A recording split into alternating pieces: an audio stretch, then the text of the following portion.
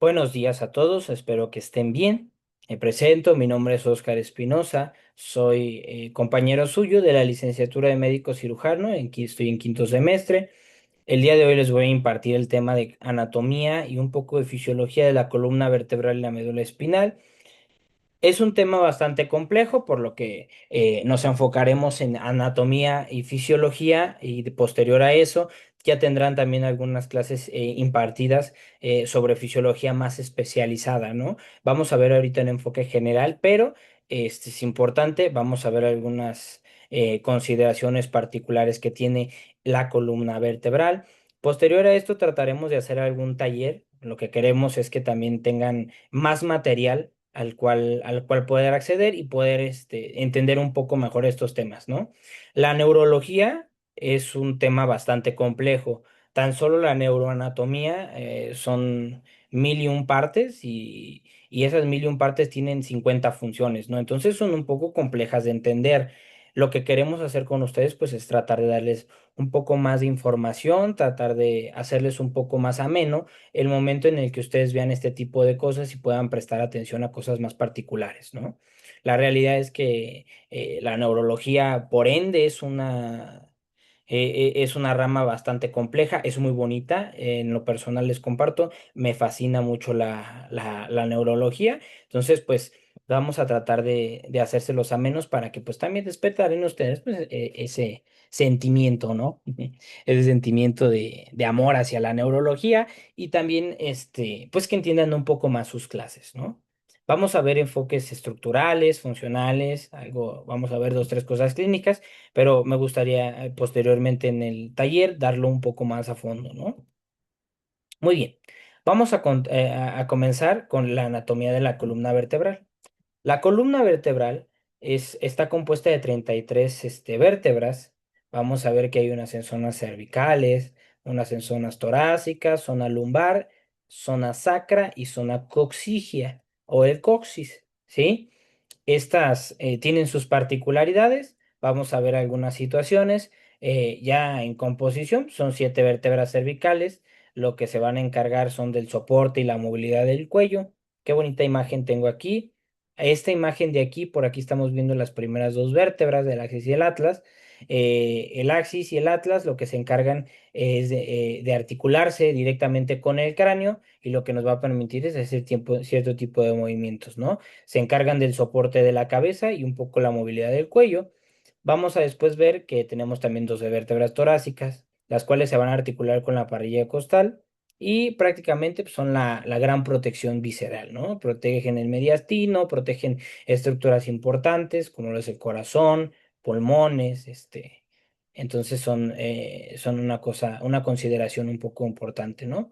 Veremos también que tenemos 5 vértebras lumbares. Aquí es donde se encuentra el mayor sitio de soporte de carga y es el sitio por donde más vamos a tener lesiones, ¿no? Posterior a esto los vamos a ver. Vamos a ver que tenemos un hueso sacro y coxis. Aquí menciona que son 9 vértebras fusionadas, sí, sí son 9 vértebras fusionadas. El sacro son 5 vértebras fusionadas y el coxis son 4. Algunas bibliografías todavía manejan que el coxis tiene cinco o 3 vértebras, pero la verdad es que por consenso, ahí la mayoría de la literatura va a mencionar que tiene 4 vértebras, fusionadas, ¿no? Posterior ya lo verán. Para vislumbrar un poco lo que vamos a ver ahorita, quiero que vean un poco las diferencias que tienen algunas vértebras, ¿sí? Como ya les comentaba, estamos viendo aparte de de las primeras vértebras de las cervicales, vemos este es el cuerpo de la vértebra, vamos a ver el foramen vertebral, por donde posterior pasará la, la médula espinal. Vemos parte de las carillas articulares, que son estas de aquí, algunos otros forámenes, vamos a ver también algunas prominencias, ¿sí? Ahorita, posterior, más adelante lo veremos, ¿no? Pero aquí lo que quiero que noten es un poco la diferencia entre, estas son las primeras vértebras de las cervicales, estas son ya las posterior por si estuviéramos viendo una C4, C5, y por aquí estamos viendo vértebras torácicas. Si ven, cambia un poco de forma debido a la función que tiene, ¿sí? Ven aquí el cuerpo comienza a ser un poco más grande, comenzamos a ver apófisis más prominentes, el foramen se va haciendo un poco más, más pequeño, más localizado y focalizado.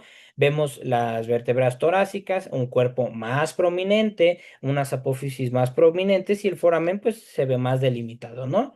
Pero vamos a verlo, ¿no? Antes de explicar esto, quiero hacer una pequeña analogía. Imaginemos que la columna vertebral es como un edificio. Entre cada edificio, que diga, entre cada piso, hay un colchón, ¿sí? Entre vértebra y vértebra que se va a llamar disco intervertebral, ¿sí? Ahorita vamos a explicar el porqué de la analogía, ¿no? Como ya lo mencionábamos, cada vértebra tiene su cuerpo vertebral, ese que soporta la carga axial, como ya lo expliqué en la imagen pasada. El arco vertebral, que es ese arquito que veíamos que sale a ver si no, ahorita me regreso, del cuerpo, eso es el arco vertebral. Vamos a ver el foramen vertebral, por donde va a pasar el canal medular, y las apófisis, que son sitios de inserción de algunos músculos, ligamentos, ¿sí? Lo que estábamos viendo, bueno, cuerpo vertebral, arco vertebral, foramen vertebral y aquí estas son las apófisis, aquí las vemos más prominentes, estas son las apófisis, apófisis, apófisis, apófisis, ¿sí? Estas están a posterior y el cuerpo de la vértebra está hacia anterior. Veremos también que el disco intervertebral es una estructura de fibrocartílago, como les comentaba yo, es como si fuera un colchoncito, ¿sí? Ese colchoncito se encarga de amortiguar y de algo de la movilización segmentaria, ¿sí? Tiene un núcleo pulposo y el anillo fibroso, ¿sí? El núcleo pulposo, bueno, es un líquido gelatinoso, rico en agua, protoglicanos, un poco más de una consistencia más blanda. El anillo de fibroso es son serie de capas concéntricas. Les digo yo que si es como cortáramos un árbol, vemos que el árbol en el centro, bueno, tiene una parte conservada y posterior a eso comenzamos a ver anillos. Bueno, eso es el anillo fibroso, los anillos que se van generando hacia el lado del núcleo pulposo que vendría siendo el centro del árbol, ¿no? Capas concéntricas de fibrocartílago que son resistentes, ¿no? Cuando nosotros sobrecargamos este edificio o esta columna vertebral, lo que hacemos es que reducimos el espacio entre vértebra y vértebra. Y recordemos que entre vértebra y vértebra tenemos el disco intervertebral. Esta estructura, bueno, no sé si ya estén familiarizados con el término herniación. Herniación es algo que estaba en su lugar y salió de su lugar, ¿sí? Se proyectó hacia otra situación. Comúnmente vamos a saber que es una hernia umbilical. Bueno, cierta parte de la pared se abrió, la pared muscular, la pared, se hizo un hoyito por ahí en la pared que recubre el estómago, salen las vísceras y generan una hernia umbilical. Bueno, prácticamente seguimos el mismo principio, ¿sí? El disco intervertebral se puede herniar o, les digo yo para que lo entiendan un poco más fácil, un chichoncito, ¿sí? Porque al nosotros presionar y reducir el espacio entre vértebra y vértebra, el disco se sale de eso, o sea, rompe su estructura normal, su anatomía normal, y se le sale un chichón o una herniación, ¿sí? Aquí, como dato curioso, bueno, los sitios de herniación más frecuentes, L4, L5, L5, S1. ¿Por qué? Porque son los sitios donde más carga tenemos, ¿sí? Donde el cuerpo soporta más carga, ¿sí? Y más aunado a eso, sí, cargamos mal las cosas, cargamos mucho peso, tenemos un accidente, pues nos predisponemos a tener este tipo de herniaciones. El sobrepeso nos puede generar probablemente no una herniación, pero sí complicarnos una herniación, ¿no? Entonces, la situación con la hernia, pues ustedes dirán, bueno, ¿qué es lo que pasa? Cuando este disco se hernía, lo que puede pasar son dos cosas. Uno, que presione la médula espinal como tal, o dos, que presione la raíz de los nervios que salen de la médula espinal, ¿sí? Esta situación posterior, ahorita voy a explicar qué y qué nos va a dar, pero nos puede generar varias situaciones, ¿no? Voy a explicar ahora qué es la médula espinal y posterior a eso damos un preámbulo, ¿no? Vamos a ver un poco de la anatomía de la médula espinal. La médula espinal es de forma cilíndrica, bueno, tiene sus acotaciones, sale desde el foramen magno. El foramen magno es un hoyito que está en la base del cráneo, que se articula con el atlas y el axis, y desde ahí baja por la médula oblongada y se convierte en la médula espinal, baja alrededor del nivel de L1, L2. Posterior a eso sigue, ya no sigue como tal la médula, sino sigue una cosa que se llama cono medular y posterior a eso emergerá la cauda equina, ¿no? Aquí menciona como dato los engrosamientos que tiene. Tiene dos engrosamientos principales, el engrosamiento cervical y el lumbar. ¿Para qué nos sirven? El cervical nos va a servir para la inervación de los miembros superiores y los lumbares nos van a servir para la inervación de los miembros inferiores, ¿sí? Aquí mencionamos, tenemos 8 segmentos cervicales, los cuales se van a inervar el cuello y la parte superior de los miembros superiores, perdón. 12 torácicos que nos van a dar inervación al tronco y parte del sistema nervioso autónomo, 5 lumbares que nos van a dar inervación al muslo, parte proximal de los miembros inferiores, 5 sacros y coccygios que nos van a dar la inervación al periné, la vejiga y la región distal de los miembros, ¿no? En su estructura interna, vamos a ver que comenzamos con la sustancia gris. La sustancia gris tiene forma de H y está prácticamente compuesto de neuronas que no están mielinizadas, tienen tienen dendritas, es donde se produce la sinapsis. Prácticamente es el centro en donde llega la información, ¿sí? ¿Y de qué se va a encargar? Uno, procesar información, generar respuestas motoras, incluso involuntarias, y la integración neuronal, o como si estuviéramos diciendo la primer parte el análisis informativo, ¿no? Veremos que tenemos varias astas, las astas anteriores están compuestas de neuronas motoras, van a estar controlar el movimiento muscular voluntario. Vamos a ver que tenemos astas posteriores, que son neuronas sensitivas, como ya lo mencionaba. Vamos a procesar las aferencias sensoriales. ¿Qué quiere decir? Aquí se va a procesar todo lo que sentimos, tacto, vibración, termoalgesia, todo lo que sentimos va a ir primero, se va a recibir por los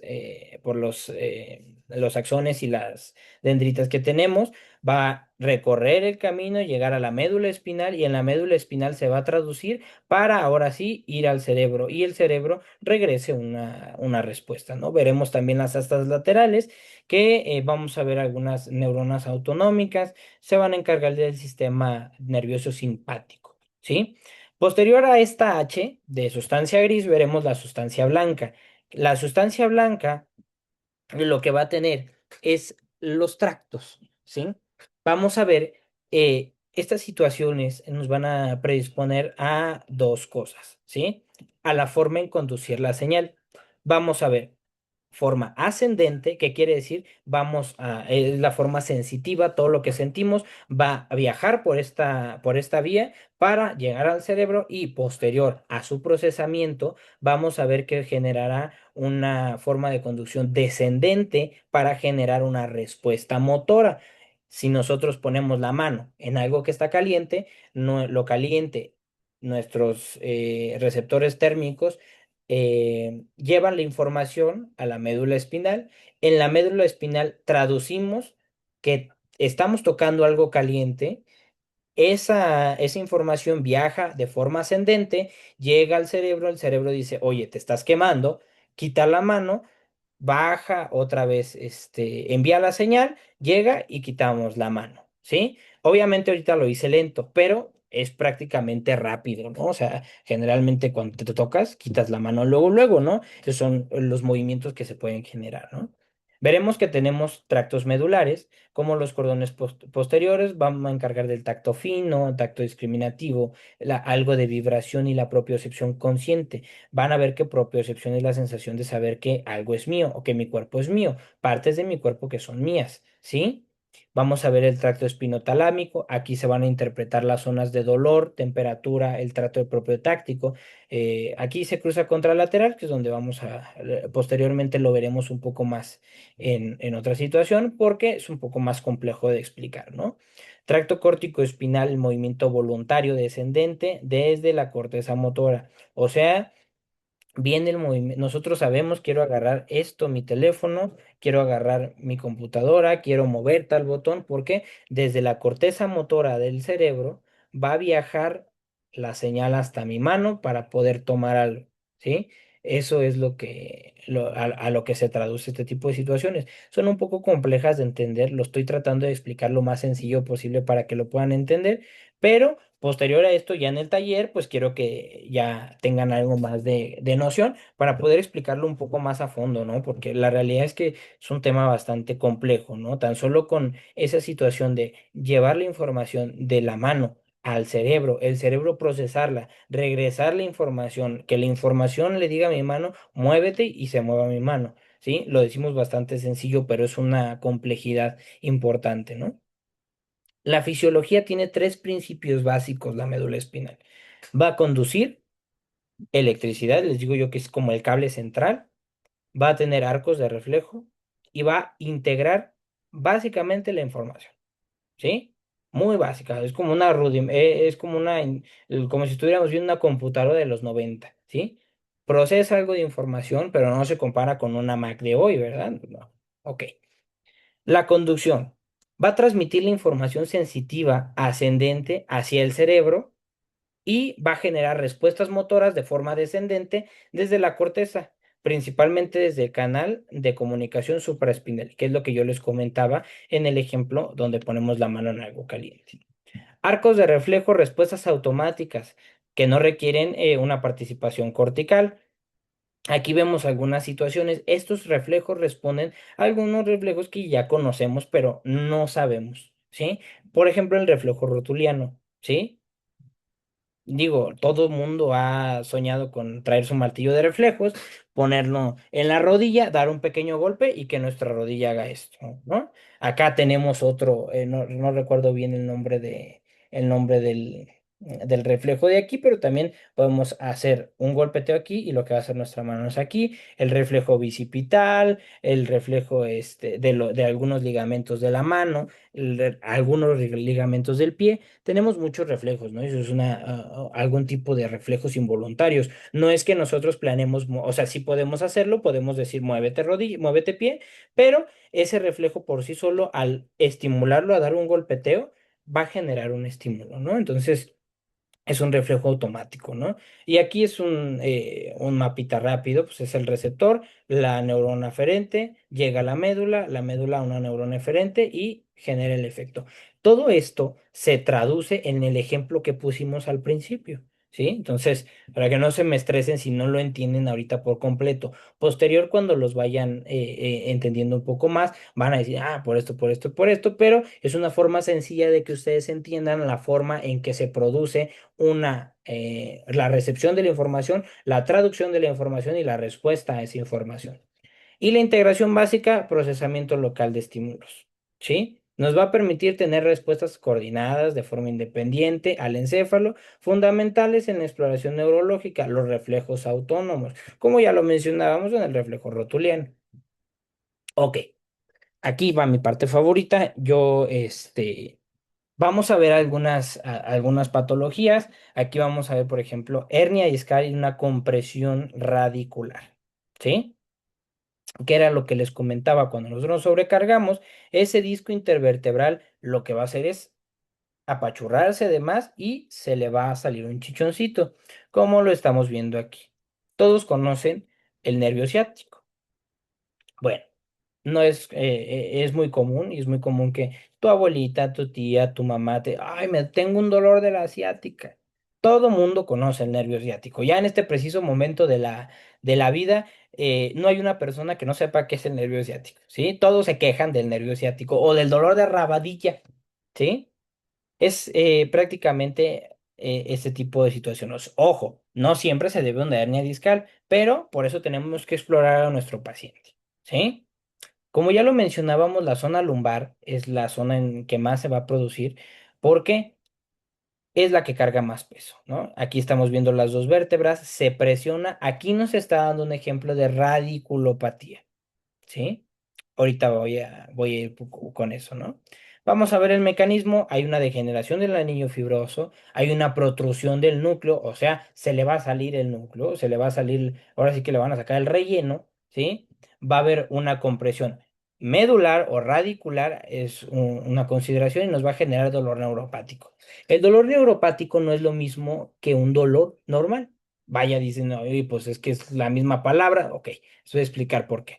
El dolor lo podemos sentir cuando nos pellizcamos, cuando nos cae algo. Ese es un tipo de dolor, ¿no? Un dolor punzante, agudo.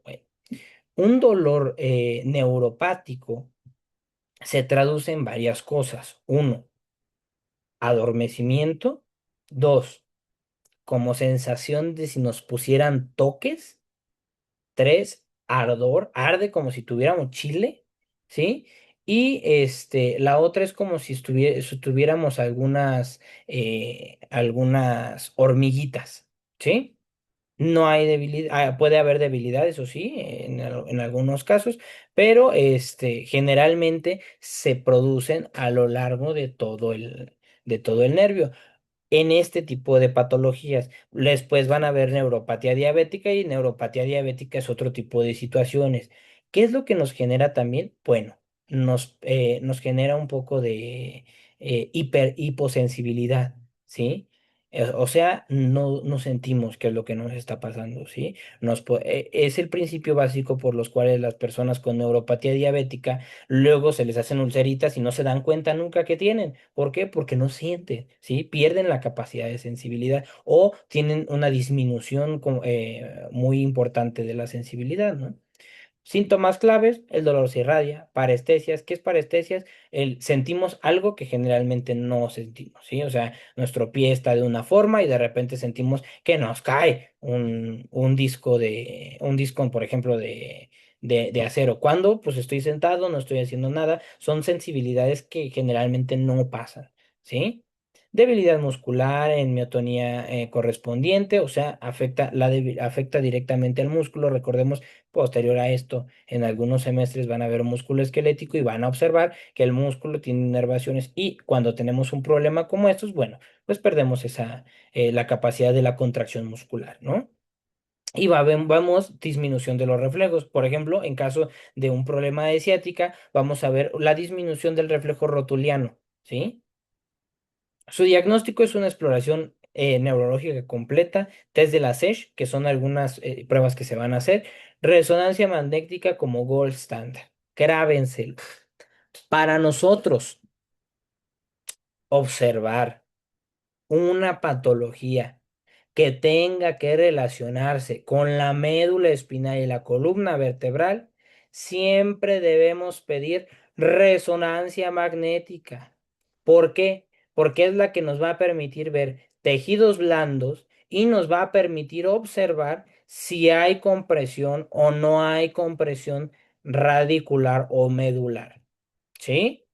Eso es, grábenselo, es pregunta de examen, es lo que los va a salvar en algún punto en su rotación por neurología, es lo que cuando sean ustedes médicos generales les va a, oye, llegó un paciente que trae, pues, trae datos de radiculopatía, de compresión medular, que le voy a pedir una resonancia magnética. ¿Por qué? Porque si tú le llevas una tomografía al neurólogo, lo que te va a decir es, uno, este estudio no me sirve y dos, ya hiciste gastar al paciente y lo vas a volver a hacer gastar por una resonancia, ¿no? Entonces, pues la resonancia es el gol estándar para ver patologías de este tipo de situaciones, ¿no?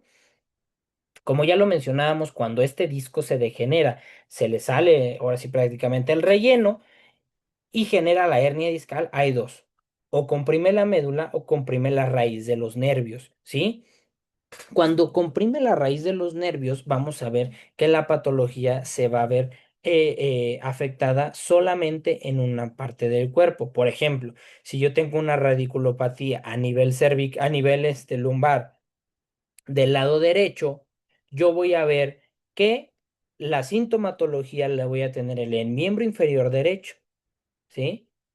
Cuando yo tengo un problema de compresión medular, voy a ver que se va a hacer bilateral, ¿sí? Voy a tener situación en los dos miembros inferiores, ¿sí? Ojo, este es un dato clínico. Cuando nosotros tenemos compresión medular a nivel cervical, se pueden afectar las cuatro extremidades. ¿Por qué? Porque la conducción nerviosa cervical no pasa correctamente hacia la demás médula espinal, por lo que sí nos va a generar problemas en las manos, pero también nos va a generar problemas en los pies. Eso grábenselo, es algo muy importante. ¿Por qué? Porque luego dicen, oh, es que no tiene problemas, nada más tiene problemas en las manos. Yo creo que en los pies tiene gonartrosis. No, tienen que entenderlo desde una forma, desde un contexto integral. No solo es eso. Ok, tiene problemas, sí, sí tiene problemas en las rodillas, tiene dolor, ardor, parestesias. Ok, ya me están indicando un tipo de dolor neuropático. Muy bien, le saco una resonancia, puede incluso hay pacientes que ya te llegan con una resonancia lumbar porque alguien se los pidió sin considerar los síntomas cervicales. Bueno, resonancia lumbar está limpia, no hay nada, no hay compresión ni nada. Ok, vámonos más arriba. Nadie le exploró manos, cuello, nadie. Ah, entonces, ¿qué es? Ah, pide una resonancia, San se acabó, compresión medular en el 70% del conducto lumbar. Ah, ahí está la clave, la perla, ¿no? La metemos a cirugía, corregimos el problema cervical, se acabó el problema en las cuatro extremidades. ¿Sí? Siempre tengan algo en claro, y digo, todavía están pequeños para que lo sepan, pero ese tipo de situaciones tienen que tenerlas, focalizadas, ¿no? Cuando nosotros vamos a explorar a un paciente, tenemos que explorarlo de pies a cabeza, ¿sí? ¿Por qué? No solo tenemos una cosa, sí tenemos varias. Hay personas que tienen problemas cervicales con la columna y los operan del túnel carpiano en las dos manos. Entonces, ah, caray, ¿por qué? No, pues es que tenía síndrome de túnel campeón, ok. Y le exploraron neurológicamente. No, pues es que el doctor me dijo que tenía, ok, hacemos una resonancia, tiene problema aquí, esa es la raíz de su, de su problema en las manos, ¿sí? Entonces, se vuelve un poco importante entender este tipo de situaciones. Síndromes medulares. Cuadros clínicos, vamos a ver algunas situaciones. Aquí vamos a ver algunas situaciones, ¿no? La médula espinal es como el cable, ¿sí? Un cable que va a conectar al cerebro con todo el cuerpo y va a llevar la electricidad del cerebro hacia todo el cuerpo, ¿sí? Así quiero que lo entiendan. Cuando hay una sección completa, ¿por qué? No sé, hay muchos que van en moto, chocan y ¡pum! ¿Sí? Terminan así. Eso es una sección completa. ¿A qué va una sección completa? Bueno, va a haber una pérdida total de la función motora, sensitiva, por debajo del nivel que se lesionaron, ¿sí? Y va a haber parálisis flácida que va a evolucionar a una espástica, ¿sí? Flácida quiere decir que estamos primero sin tono muscular y después tenemos tono muscular y ya no vamos a poder salir de ahí, ¿sí? Generalmente zona lumbar, zona cervical, ¿sí? Eso es una sección completa. Vamos a ver lesiones de Brown-Sequard, una hemisección medular. Hay algunas pérdidas. Aquí menciona pérdida motora y propioceptiva ipsilateral, pérdida del dolor y la temperatura contralateral. ¿Por qué? Luego vamos a ver que se entrecruzan los cables, pero ya se los van a explicar cuando vean un poco de las vías, ¿sí? Aquí nos vamos a quedar un poquito nada más con esto, porque eso es un poco, necesitamos que ya tengan anatomía de otro tipo de situaciones, fisiología del cerebro, anatomía del cerebro, pero bueno, vamos a quedarnos por lo pronto con esto, ¿no? Va a haber una pérdida motora, sí, propioceptiva, sí, ipsilateral. ¿Qué quiere decir ipsilateral? Al lado de la lesión, ¿sí? O sea, si yo me lesiono la sección medular derecha, a nivel cervical, por ejemplo, voy a perder la pérdida motora, la pérdida proprioceptiva de ese lado, ¿sí? Ojo, no es un evento cerebrovascular isquémico, no es un evento cerebrovascular tipo hemorrágico. Esas son cosas diferentes y tenemos que saber diferenciarlas. Posterior a esto también espero yo darles alguna clase o algún taller sobre ese tipo de eventos, ¿no? Síndrome central, mayor afectación, miembros superiores, frecuente en hiperextensión, o sea, el paciente está así, con un canal chiquito, ¿sí? Entonces se puede producir por varias cosas. Cauda equina. Recuerdan ustedes que nosotros mencionamos que la médula espinal llega hasta L1, L2 en adultos, después sigue cono medular y después sigue una cosa que se llama cauda equina, que prácticamente es como si le salieran pelitos a la médula, a la última parte de la médula espinal, ¿sí? ¿Cuál es la consideración con esto? Uno, alguien que tiene cauda equina tiene una urgencia médica, ¿por qué? Incontinencia vesical y rectal, o sea, no va a tener reflejo para miccionar o para defecar.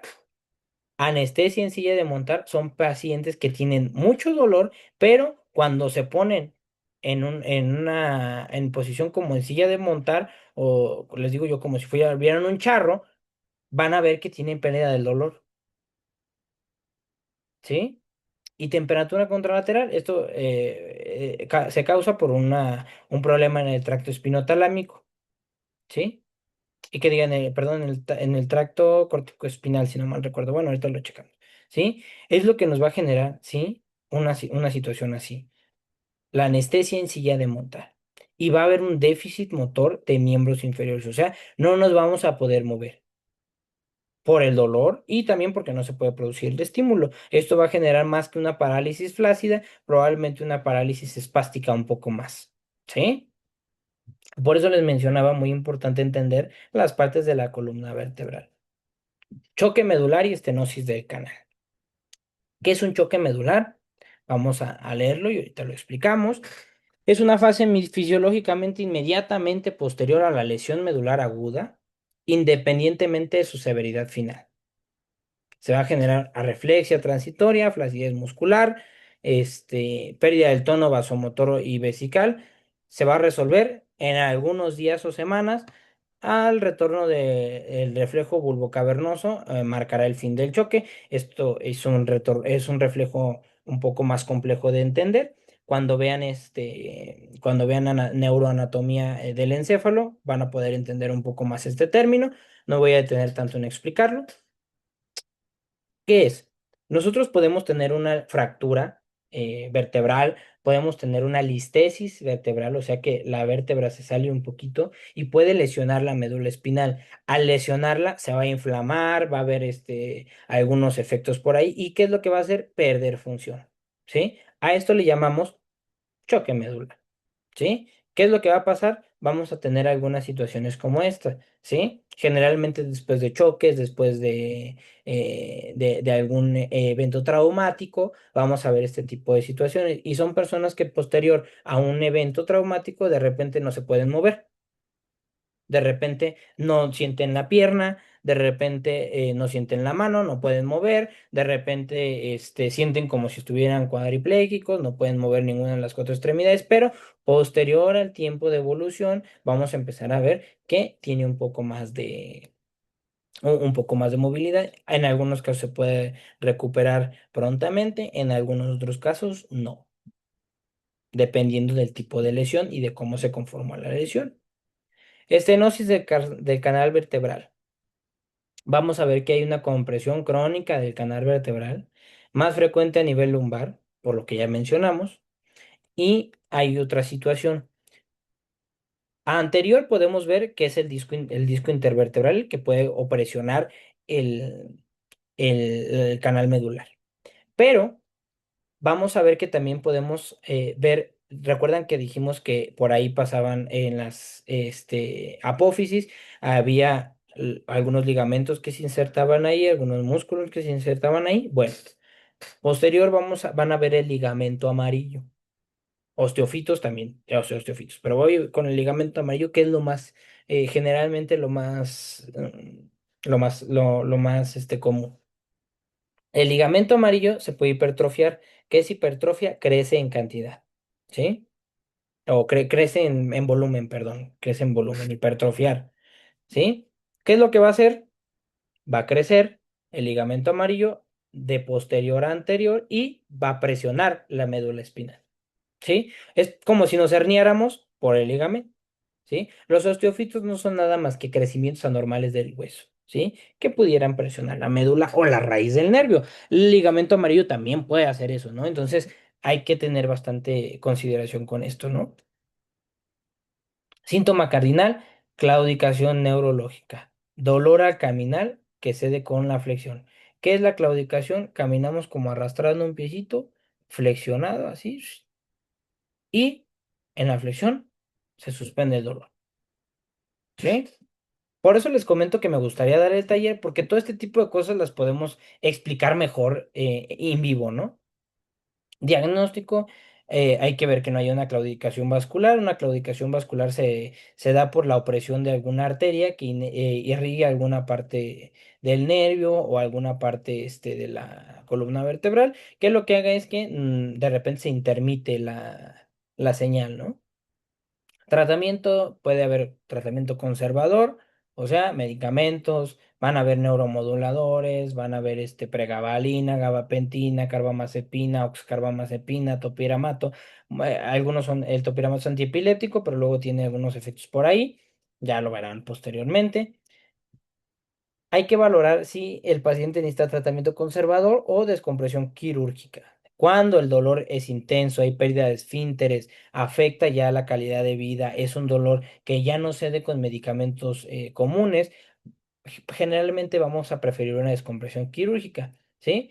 Hay algunas escalas que luego van a ver por ahí para clasificar la herniación, clasificar la hipertrofia del ligamento amarillo, clasificar la disminución del conducto medular. Ya después la verán. Conforme a esas, dependiendo la clasificación en la que esté, podremos ver si es candidato a una descompresión quirúrgica o a un tratamiento conservador. El tratamiento conservador sí se basa en neuromoduladores, pero también podemos basarlo en bajar un poco de peso, ¿sí? Si nuestro paciente es un paciente que está en obesidad, o sea, con un índice de masa corporal mayor a 30, ya podemos empezar a decir, ok, si bajamos un poco de peso, cargamos menos peso a la columna y ¿qué es lo que vamos a hacer?